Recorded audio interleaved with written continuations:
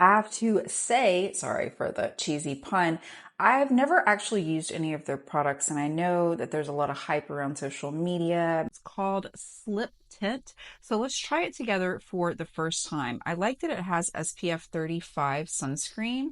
That's kind of a big deal because, again, if I can get some sunscreen inside of a tinted moisturizer, that is wonderful.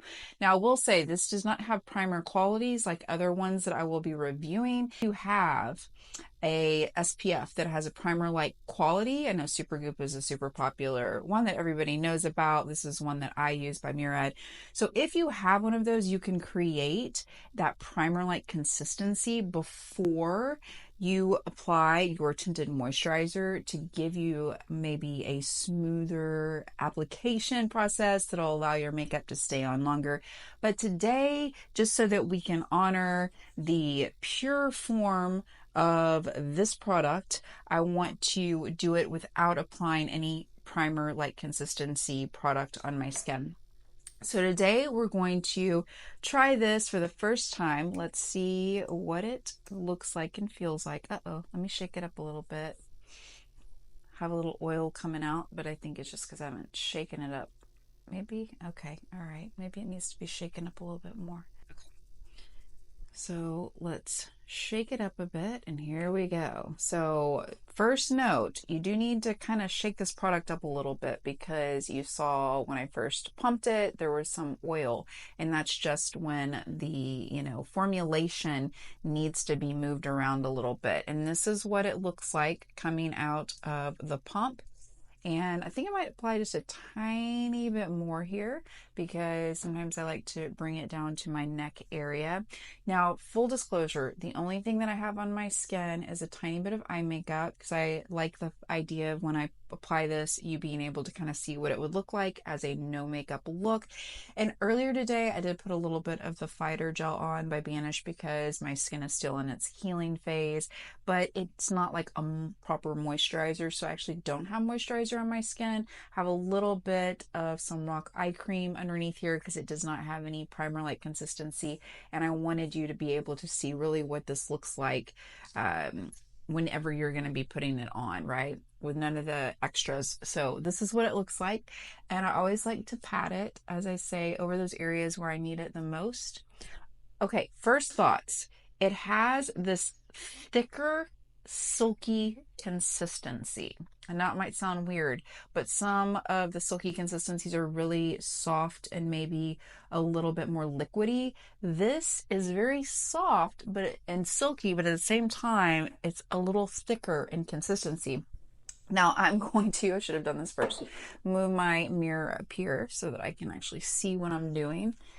And let's get to it. I didn't put on any concealer, nothing underneath my eyes because I like to see what it can do for my eyes. Because it says a tinted moisturizer, I have expectations that it's going to leave my skin nice and soft. Similarly, if I had put on moisturizer. The smell isn't really anything, which isn't a bad thing. I don't smell any type of fragrance, but you do smell the formula. It just doesn't smell like anything particular. It's a little thicker in consistency, not in coverage. Just the feeling is a little thicker. Has a tiny, tiny bit of a tackiness to it. Nothing alarming, so I don't want to scare you by saying tacky.